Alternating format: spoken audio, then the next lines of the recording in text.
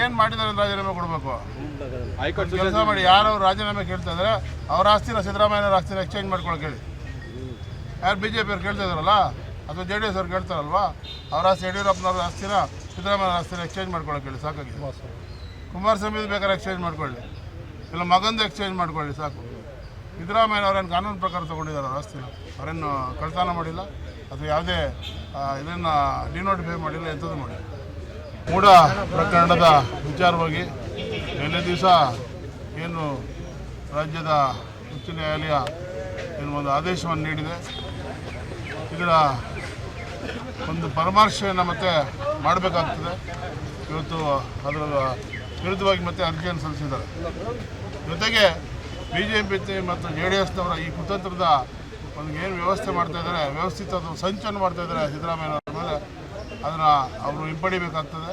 ಅವ್ರಿಗೆ ಈ ಮೂಲಕ ನಾವು ಮೌನವಾದ ಒಂದು ಪ್ರತಿಭಟನೆಯನ್ನು ಮಾಡಿ ಅವ್ರಿಗೆ ಒಂದು ಸಾಂಕೇತಿಕವಾದ ಒಂದು ವಿಚಾರವನ್ನು ನಾವು ಇಲ್ಲಿ ಮುಟ್ಸೋಕ್ಕೆ ನಾವು ಇದು ಮಾಡಿದ್ದೀವಿ, ಪ್ರತಿಭಟನೆ ಮಾಡಿದ್ದೀವಿ.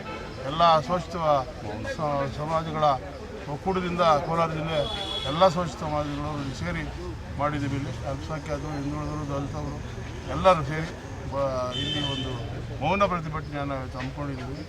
ಇದು ಒಂದು ಸಾಂಕೇತಿಕ ಇದರಲ್ಲಿ.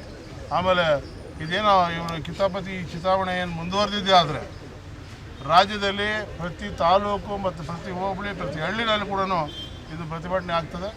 ಸಿದ್ದರಾಮಯ್ಯನವರಂಥ ಒಂದು ಒಳ್ಳೆಯ ಚಾರಿತ್ರ್ಯ ಇರತಕ್ಕಂಥ ರಾಜಕಾರಣಿ ವಿರುದ್ಧ ಅವ್ರ ಮೇಲೆ ಅವರ ಒಂದು ವ್ಯಕ್ತಿತ್ವದ ಮೇಲೆ ಕೆಸರಂಚುವಂಥ ಕೆಲಸವನ್ನು ಮಾಡ್ತಾ ಇರತಕ್ಕಂಥ ಈ BJP ಮತ್ತು JDS ವಿರುದ್ಧವಾಗಿ ಎಲ್ಲ ಹಿಂದುಳಿದ ಶೋಷಿತ ಜಾತಿಗಳು ಒಂದಾಗಿ ಕೆಲಸ ಮಾಡುವಂಥ ದಿನಗಳು ಬರ್ತವೆ. ಇದು ಎಚ್ಚರಿಕೆಯ ಒಂದು ಸಂಕೇತ. ಶೋಷಿತ ವರ್ಗಗಳಿಂದ ನಾವು ಇಲ್ಲಿ ಗಾಂಧಿ ಸ್ಟ್ಯಾಚ್ಯೂ ಮುಂದೆ ನಾವು ಮೌನ ಪ್ರತಿಭಟನೆ ಮಾಡ್ತಾಯಿದ್ರಿ. ಏನು ನಿನ್ನೆ ತಾನೇ ಉಚ್ಚ ನ್ಯಾಯಾಲಯ ಒಂದು ವಜಾ ಮಾಡಿದ್ದಾರೆ, ಅದು ನಾವು ತಲೆಬಾಗ್ತೀರಿ.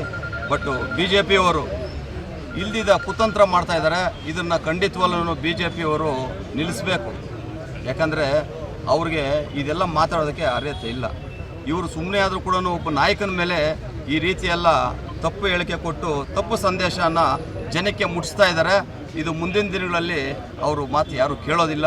ಖಂಡಿತವಾಗ್ಲೂ ಇನ್ನು ಮುಂದಿನ ದಿನಗಳಲ್ಲಿ ಅವ್ರೇನು ಇದೇ ರೀತಿ ಮಾಡಿದ್ರೆ ಇನ್ನೂ ಒಂದು ಸರ್ತಿ ಬೆಂಗಳೂರಿಂದ ಬಳ್ಳಾರಿವರೆಗೂ ಪಾದಯಾತ್ರೆ ಮಾಡಿದ್ರೆ ಇನ್ನೊಂದು ಮುಖ ಸಿದ್ದರಾಮಯ್ಯವ್ರದ್ದು ನೋಡಬೇಕಾದ್ರೆ ಇಡೀ ಕರ್ನಾಟಕ ಎಲ್ಲರೂ ಪಾದಯಾತ್ರೆ ಮಾಡಬೇಕು ಅಂತೇಳಿ ಎಚ್ಚರಿಕೆ ಕೊಡ್ತಾಯಿದ್ರಿ. ಏನಿದ್ರು ಕೂಡ BJPಯವರು ಜನದ ಮಧ್ಯೆ ಹೋಗಬೇಕು ಹೇಳಿ, ಜನದ ಮಧ್ಯೆ ಅವ್ರು ಆಶೀರ್ವಾದ ಮಾಡಿದ್ರೆ ಅವ್ರಿಗೂ ಬರುತ್ತೆ. ಈಗ ಸಿದ್ದರಾಮಯ್ಯವ್ರಾಗ್ಬೋದು, DK ಶಿವಕುಮಾರ್ ಆಗ್ಬೋದು, ಅನೇಕ ನಮ್ಮ ಕಾಂಗ್ರೆಸ್ ನಾಯಕರುಗಳೆಲ್ಲ ಜನದ ಮಧ್ಯೆ ಇದ್ದಾರೆ, ಬಡವ್ರ ಪರವಾಗಿದ್ದಾರೆ. ಅದು ಅವ್ರಿಗೆ ಸಹಿಸೋಕ್ಕಾಗ್ತಾ ಇಲ್ಲ. ಮುಂದಿನ ದಿನಗಳಲ್ಲಿ ಇದನ್ನು ಅವ್ರು ಎಚ್ಚೆತ್ಕೊಂಡು ಅವ್ರು ಇಲ್ಲಿಗೆ ಕೈ ಬಿಟ್ಟರೆ ಭಾಳ ಕರ್ನಾಟಕ ಭಾಳ ಸುಖುತ್ತವಾಗಿ ಭಾಳ 5 ವರ್ಷ ಕೂಡ ನಾವು ಸರ್ಕಾರ ನಡೆಸೋದಕ್ಕೆ ಅವಕಾಶ ಮಾಡಿಕೊಡ್ಬೇಕು ಅಂತೇಳಿ ಮನವಿ ಮಾಡ್ತಾಯಿದ್ದೀವಿ.